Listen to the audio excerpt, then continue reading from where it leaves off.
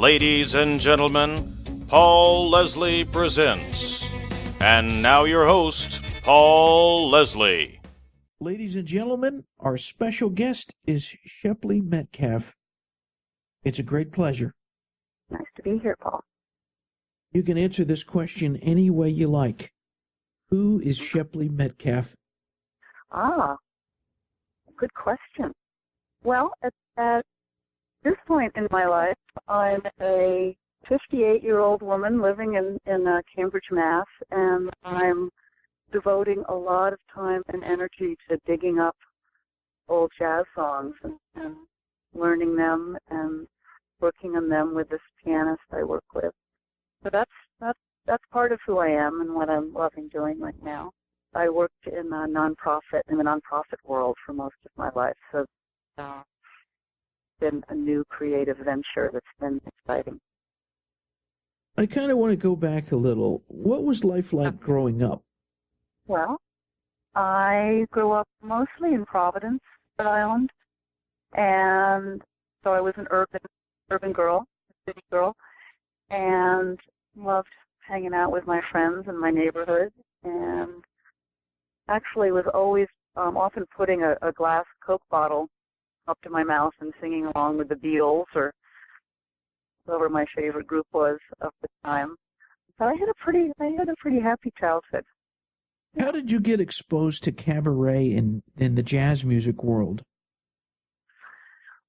In the early 90s, I wanted to get into singing, and I was auditioning with different groups, and a friend of mine introduced me to a woman in Cambridge who had a cabaret duo, and her partner had peeled off, and I ended up singing with her for about 5 years, and she's really the person. Her name's Catherine Coleman.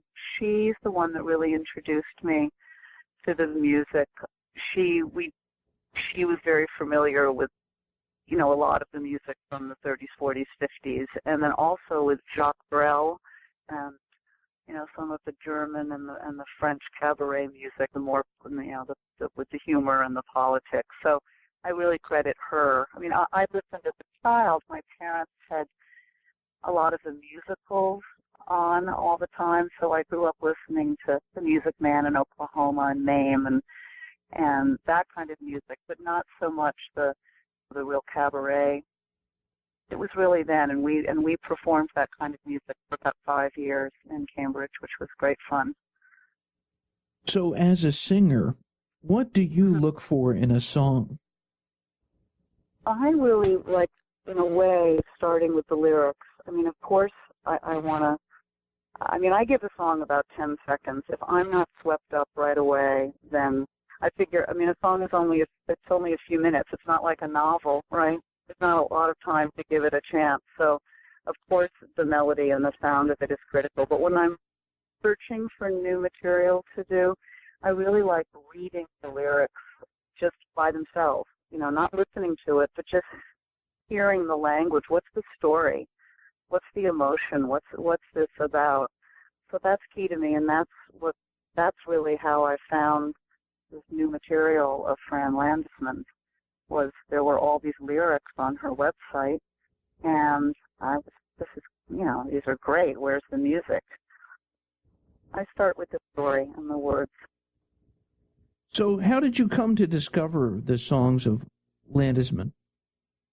Well, I was hunting around for new material, and I thought, let's be smart about this, Shepley. Why don't you look for new material the same way you go after a good new book? You read a book by an author, you like it, you see what else they've written. So I picked the song Spring Can Really Hang You Up the Most, which I'm sure you're familiar with, and most of your listeners are, if not all. And I thought, this is such a great song, and I realized I had no idea who'd written it. So I went online, looked it up, Fran Landesman. I'd never heard of her. There was a website, and I learned all about her fascinating life. But there on the site were all these fascinating lyrics. Most of them didn't have charts attached, though. They were just song titles and lyrics. And I thought they were incredible. Most of them weren't love songs. They were about a whole range of topics and issues and predicaments. And I spent quite a bit of time trying to track down the music and finally got in touch with her songwriting partner, Simon.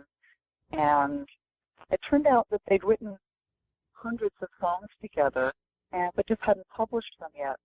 So I was lucky enough to meet him in New York, and he handed me the first copy of their first songbook. This was a couple of years ago, and as you probably know, she died this summer at the age of 83. So all these songs that she worked on were, in her she was in her 70s and early 80s, and I think they show there's not only great wit and humor in them and edginess, but I think a perspective of sort of a bird's eye view of life and people. Well, they're mature songs. They're fun, but there's also a real, I think, maturity in them. What was going through your head when you met up with Simon Wallace? That was at the Cafe Carlyle in New York. That's right. When I emailed him saying, how can I find the music to these songs? He said, well, I'm flying from London to New York. Why don't we meet there? So, yes, I came. I live in Boston, but I took the train down, went to the marvelous Cafe Carlyle, heard him perform with this incredible British singer, Barb Younger. Do you know of her? No, I don't. Oh, she's fabulous. She actually was in New York at the Metropolitan Room. I recommend you look her up. She's a fabulous singer. So Simon was playing piano with her, but we met. So I heard him perform, and then we sat in the bar afterwards. And it was such an adventure. It was very exciting. I just thought this is sort of out of a movie, that I'm in this dark bar in New York, and this British musician is just handing me. He had just put it together. It wasn't even formally published yet. And he was telling me some of the stories about Fran and how the two of them met. And then I got on the train to go home and just flipping through the songs, couldn't wait to get back and sit down with Ron Roy, my pianist and arranger I work with, and see what the music was like. And we were both just in awe. We were smitten right away because the music was as intelligent and captivating as the lyrics. So what did you think of Simon Wallace? He's a character. He was, he's an incredible pianist. He's got a funny sense of humor. He's a very cool guy. And one busy musician. He is on the road all the time. And, it was really interesting to hear him talk about working with Fran. We were getting together once a week for 15 years. And, wow. Yeah, he and I have stayed in touch since that was 2 Marches ago. They were pleased that someone was interested in their work. And, I've been, not only did we do the album, but I'm doing a show of her work in different cities around the country, just trying to get them out there. I feel like they deserve a big audience, and other singers should hear them, and if they like them, they should be performing them. So I'm a real champion of their work. What led you to go on this journey to London to meet up with Fran Landesman? Well, I figured I'd met Simon. I'd gone down to New York and met him and gotten the songbook. And as Ron and I were working on the album and working on our show, it just dawned on me, she's in London. She's doing well at that point and still writing and working with Simon and performing herself. And I thought, I should just go meet her. Why not? What an adventure. And it was great. It was, I didn't know at that time, obviously, that she was going to live another couple of years. So thankful that I went. She's a real character. She was, it was just a riot to meet her. Very cool. And she's one of the sort of hip people I've ever met in my life at any age.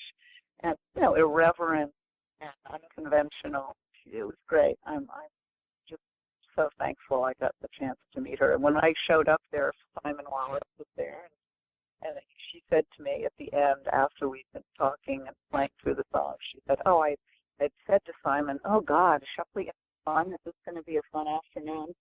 And she said, I just am so happy that you came here, and I feel like this was meant to be that you found my songs. And I'm just so happy that you want to get them out there.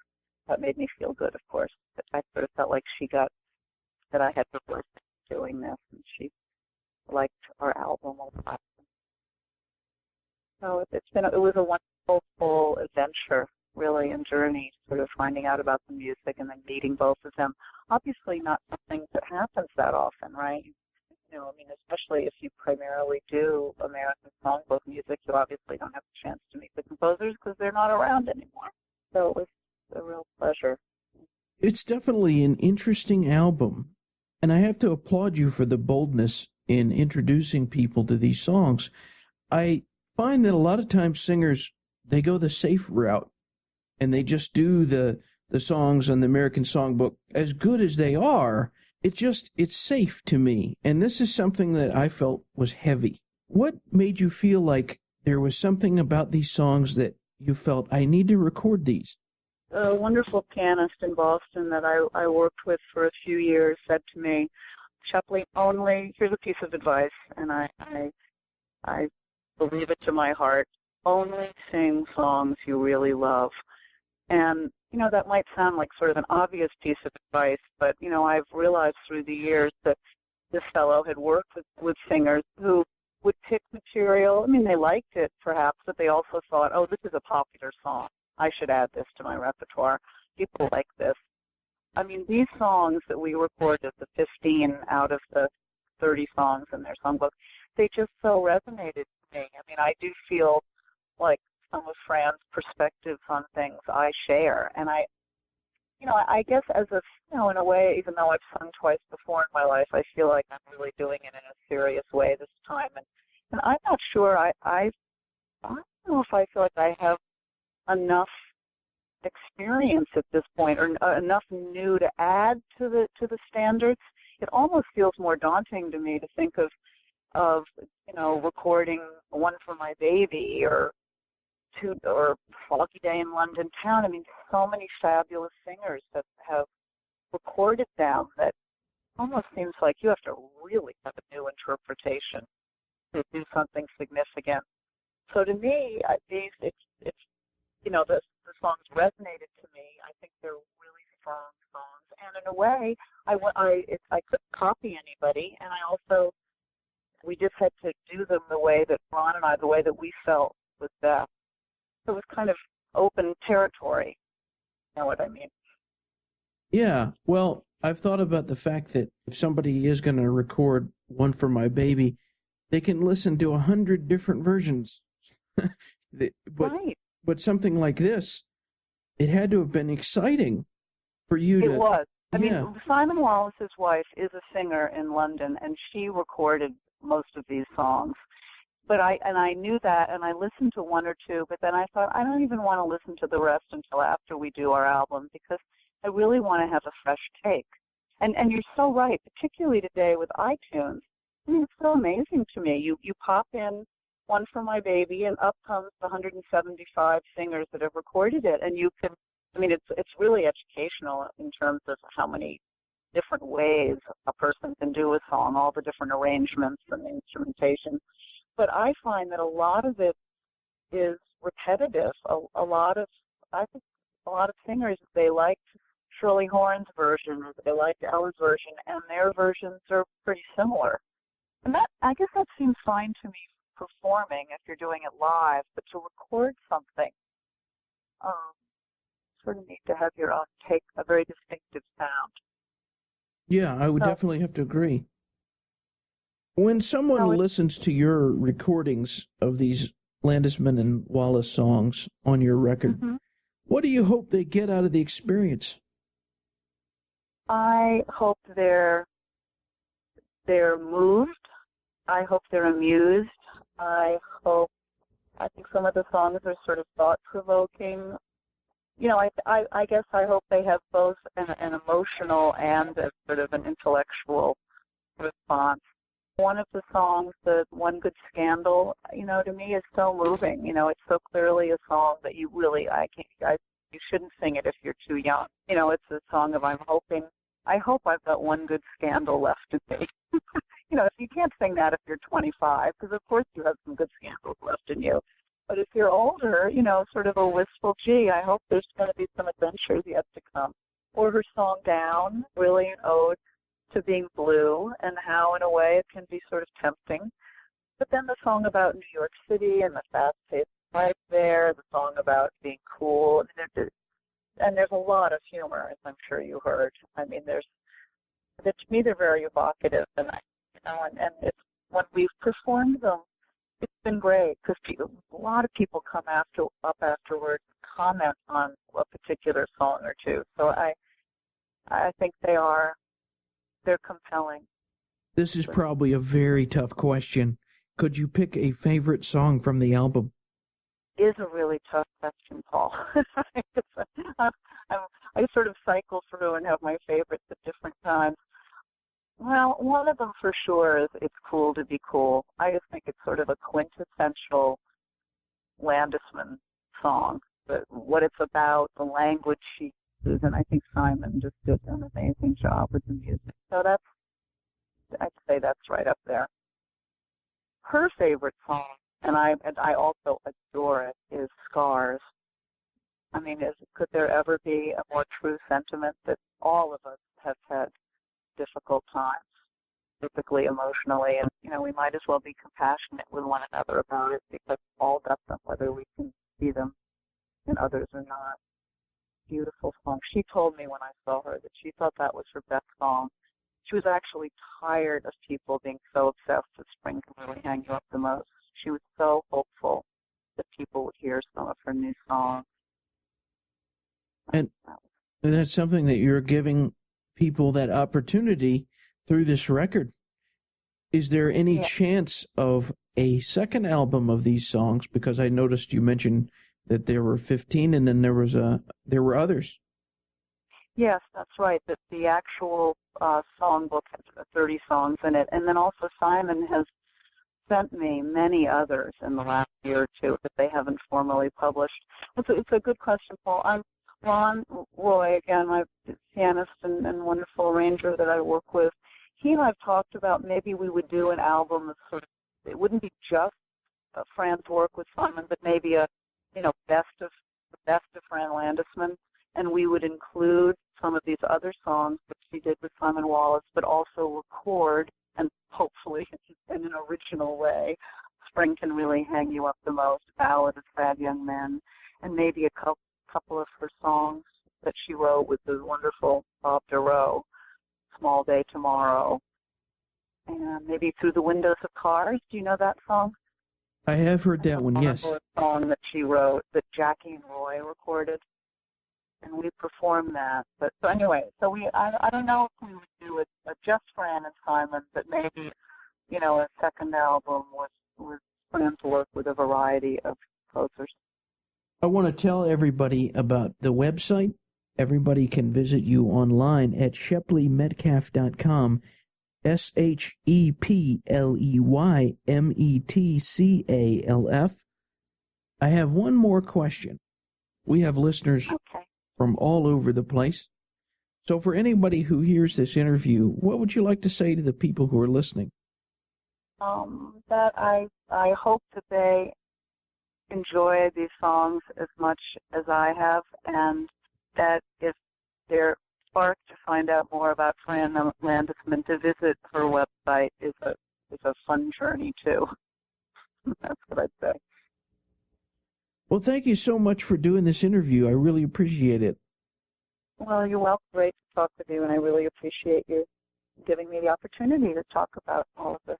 Thank you. My pleasure. Have a good day. You too. Take care.